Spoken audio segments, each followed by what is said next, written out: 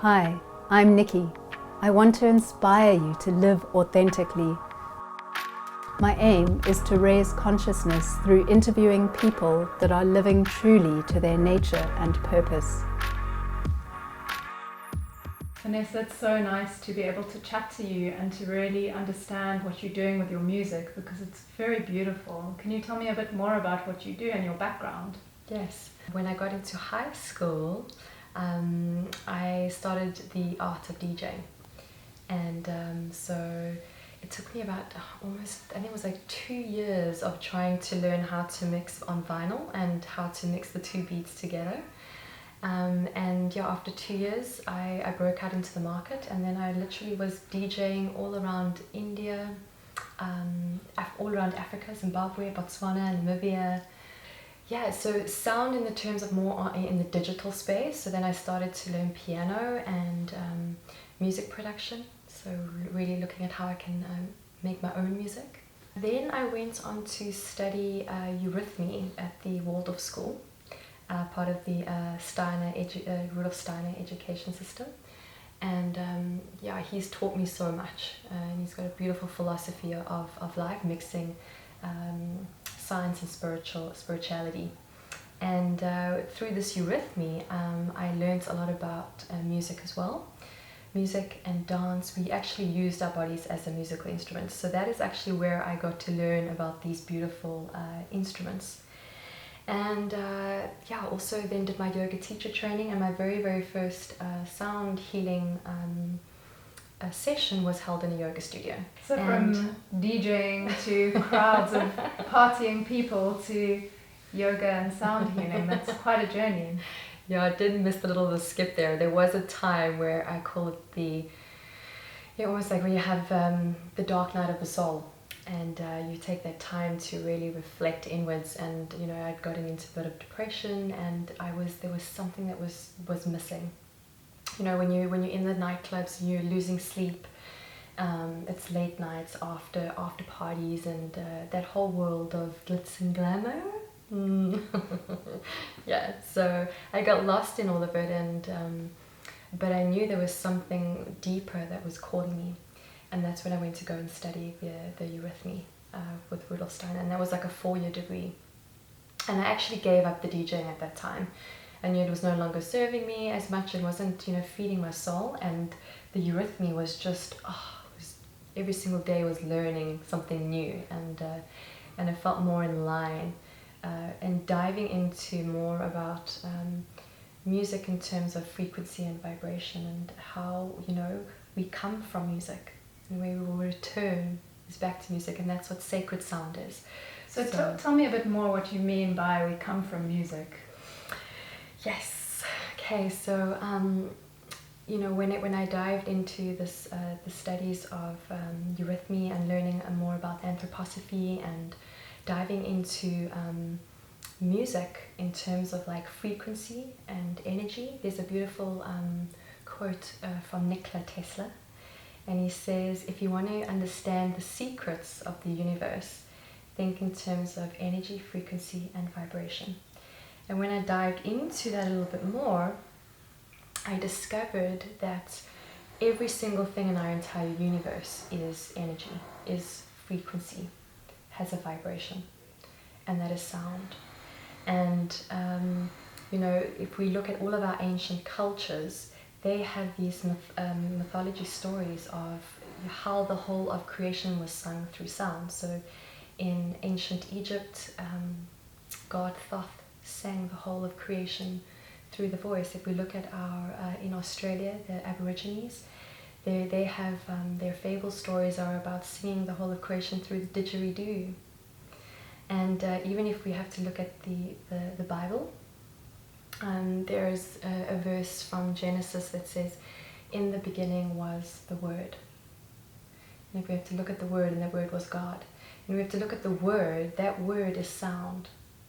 And then God said, let there be light, and there was light. So that was through sound. So various ancient cultures, all got a similar story of everything came through sound.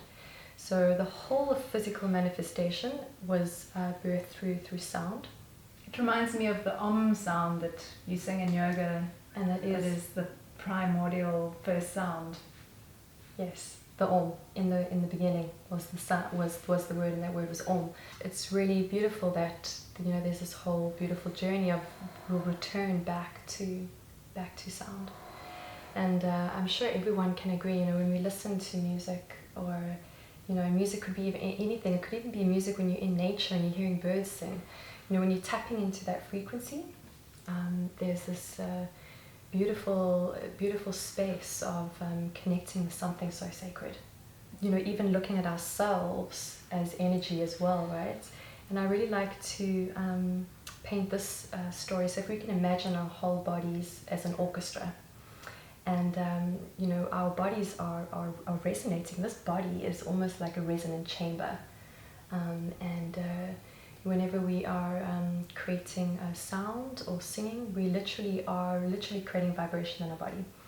So if we can imagine our entire body as a orchestra, because we know that everything is energy, so our skin, our eyes, our organs, our heart, lungs, they each have a resonance frequency, and by resonance I mean it's its natural optimal frequency in which it vibrates at.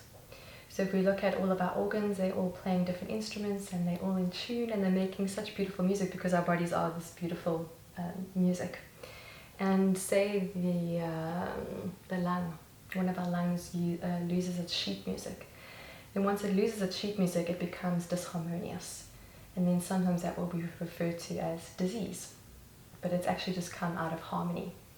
And what if we would just give back the lung its sheet music, you know, and give it back its natural resonant frequency, and then it'll be back in tune again. But sometimes what we may do is we may take painkillers and suppress the pain, suppress the sensation, the feelings, or we might cut it out, various other different ways. Sounds like we're kicking the sheet music deep into the ground doing that. Yeah, so but yeah, looking at health in terms of frequency, and looking at how we can gives our bodies back its natural resonance in a clean, pure, beautiful, harmonious, holistic way. So would you then create frequencies through sound in order to give the correct resonance back to each organ? Yeah. Yeah, so I very much work with various energy, the energy sensors in our body, and with each person it may be completely different, but just finding out what it is that they are struggling with, and it could be that they're feeling a lot of stress and anxiety, not feeling safe, and that is very much related to our root chakra. So we need to feel really strong in our root chakra to feel grounded and anchored. And then there may be a certain bowl that is with resonant to the root chakra, and then playing that sound. There are also sounds that we can create with our own voices. They're called toning, where we can tone and create vowel sounds, specific vowel sounds to create to lift obstruction from the body. Would you get individuals to create those sounds within themselves? Yeah, that's what I love to do. A lot of people do shy away from their voices, but if we can see our voices, and I share this with everyone, that our voices are the most powerful healing instrument that we have. So I'll say it again, our voices are the most powerful healing instrument that we have. And it's an instrument that resides within our bodies. We literally don't need to go out and purchase this instrument. And what's really, really beautiful is that, like I said, our voices, whenever we create sound, if you imagine our bodies as this resonant chamber, when you're creating that sound, those sounds and frequencies are moving throughout your entire body structure and are creating a vibration. And when we are using specifically toning sounds, vowel sounds. So vowel sounds are very, very, very therapeutic. And I'll share one of the sounds with you, but vowel sounds are very therapeutic. They're very healing and nourishing for our body. When we use our own voices are literally like medicine to our body.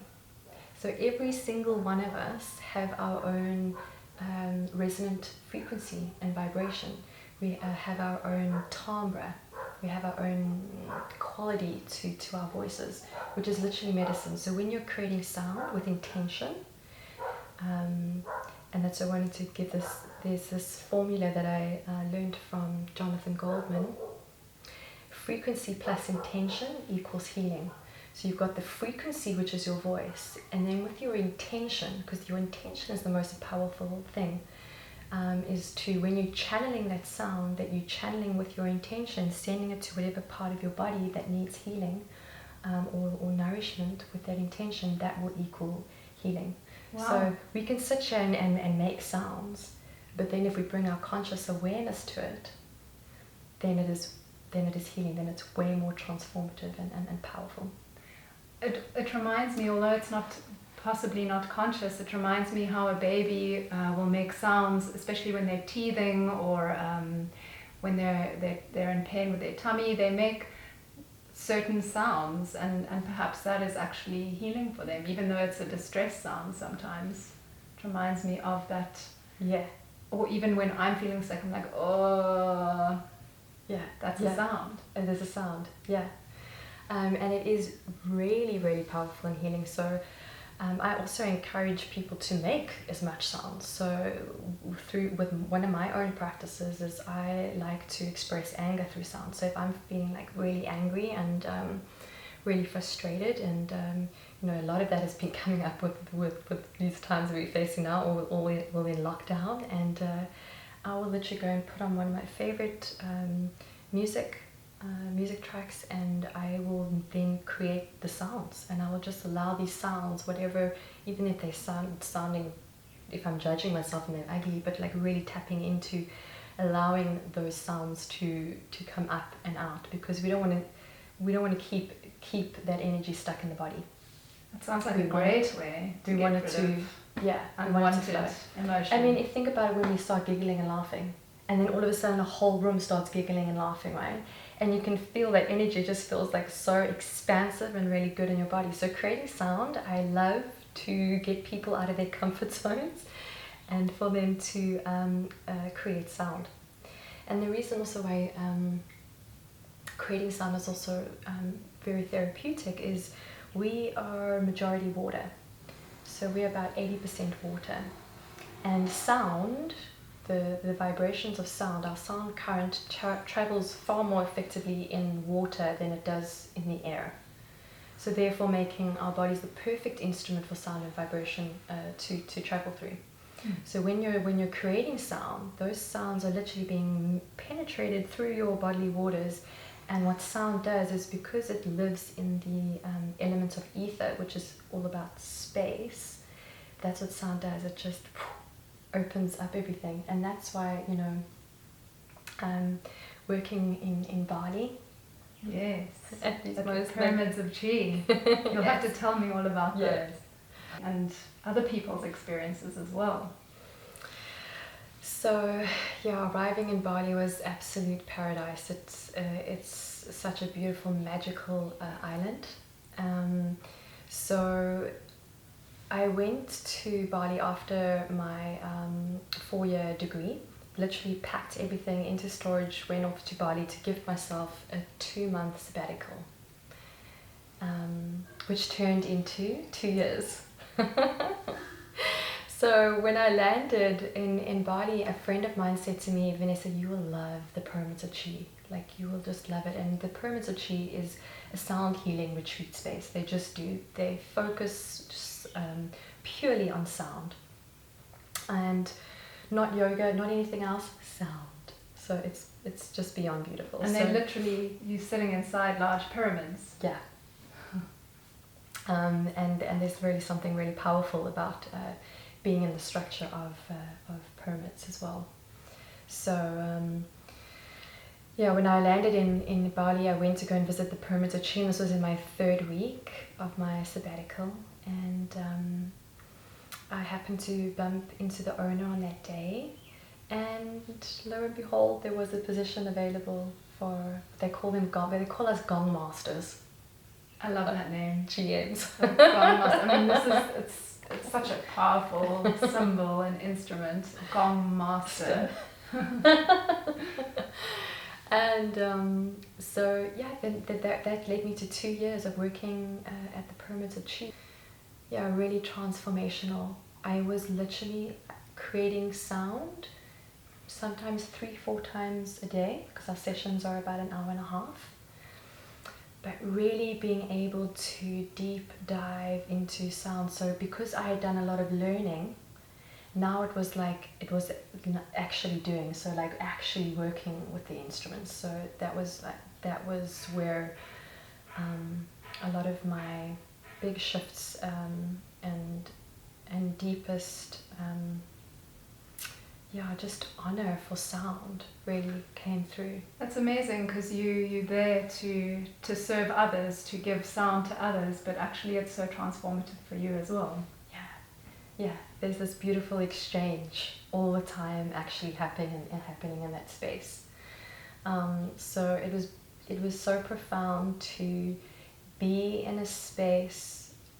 Because a couple of years ago people would have said this is like woo-woo, but there we go, in the pyramids, beautiful instruments creating sounds every single day, 3 to 4 times a day, and the amount of people flocking. We had about 70 people in a session. Wow. A lot of energy to hold space for. But also the instruments that we had. We had big, massive gongs. Really, really, really huge, beautiful gongs. And it's so beautiful to be a sound healer and to arrive to a space where all the instruments are there. Mm. And it must have been like a child in a playground, a fantasy land. Yeah, absolute heaven. Do you have any stories of people that have come there and told you a transformation that they've had? So this is where I got to see sound in the flesh, and sound affects us on so many different levels. So I will take you through on a physical level. So I got to witness people going to a full catharsis, where literally their whole bodies are vibrating and shaking from the sounds. And that's a good thing, right? Yes, it's a good thing. The body is shaking and moving. It's creating space and opening up. So at first, when I first saw it, I was a little taken back. But then I realized that's the process, and that's just sound moving through the body. Various people would have shared with me that they felt sensations of old knee injuries that they had, like the feeling of that pain resurfacing, just just coming up and out through the body. Beautiful. Then on a emotional level, and this is what deeply touches me the most, is when people have an emotional release in a sound healing. Sound can really, especially if we've, often we suppress emotions, we don't allow ourselves to fully feel,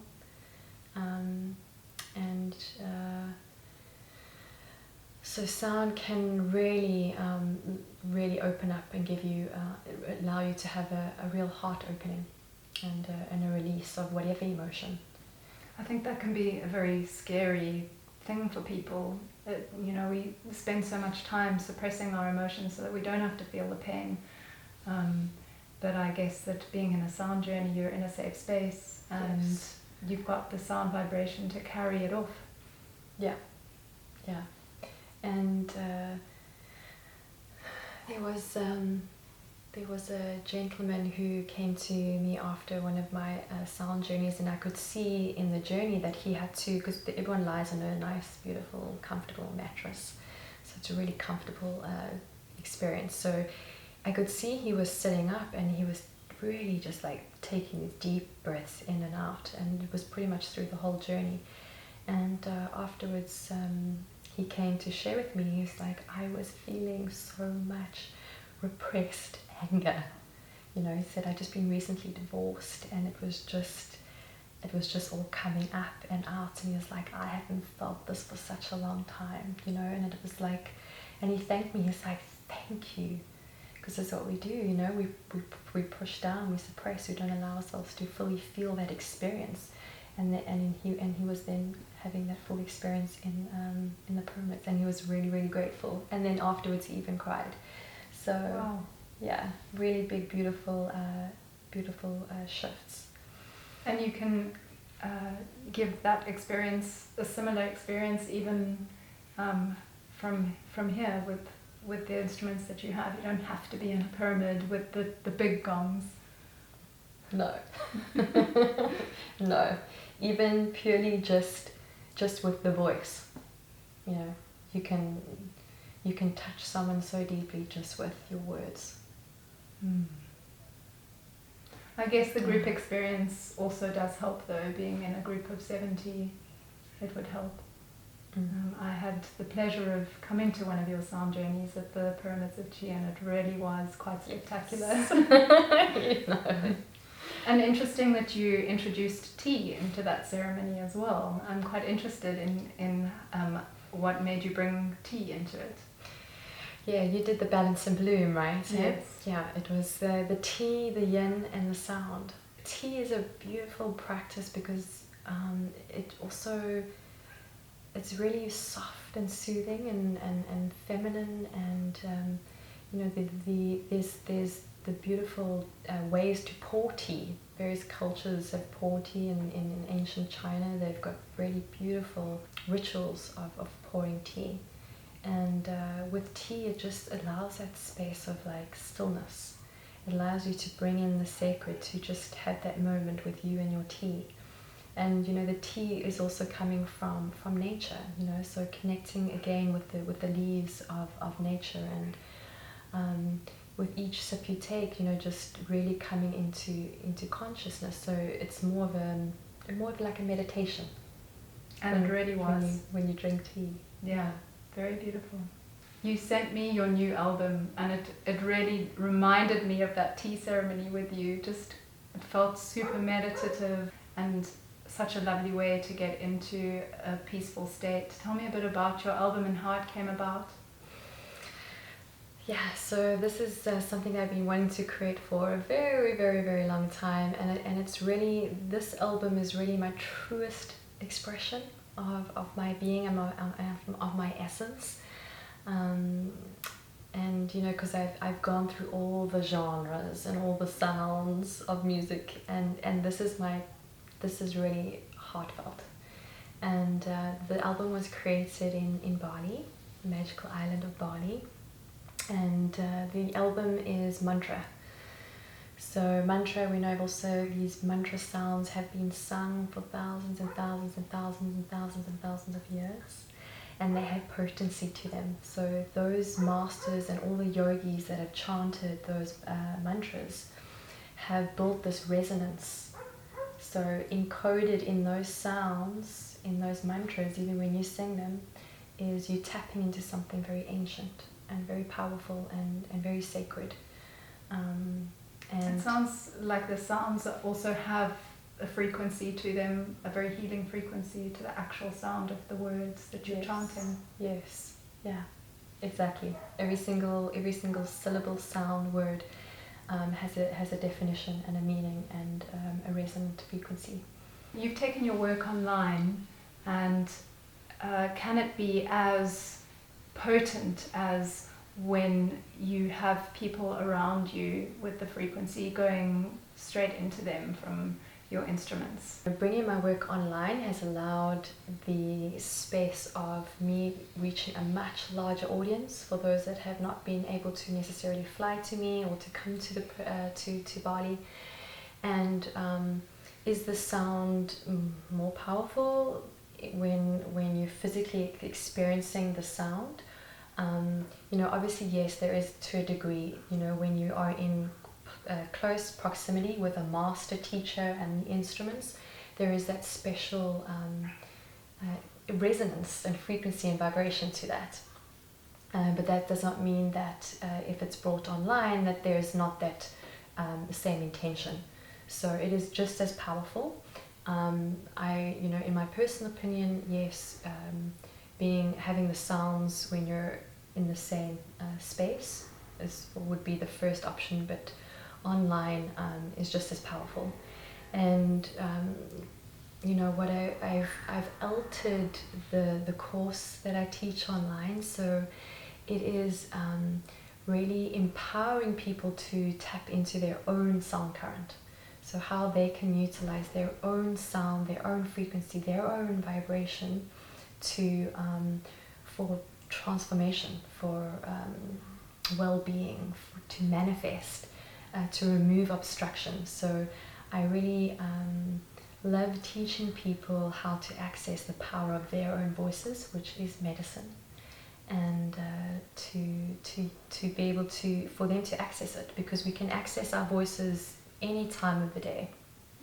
So that's what I really love teaching, is how to empower people, to understand that their own frequency, their own vibration that is right here with you all the time, how we can access that and use it for our own healing. Yeah. Sounds amazing. I'd love to hear your instruments and the healing vibration of those. Shall we set that up? Yes, let's do that.